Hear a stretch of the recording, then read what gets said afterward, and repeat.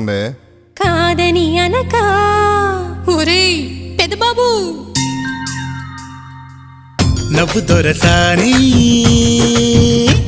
చిరునవ్వుల సవడితో నువ్వు సందడి చేయాలి, చిరునవ్వుల సవడితో నువ్వు సందడి చేయాలి. నవ్వు నీలవేణి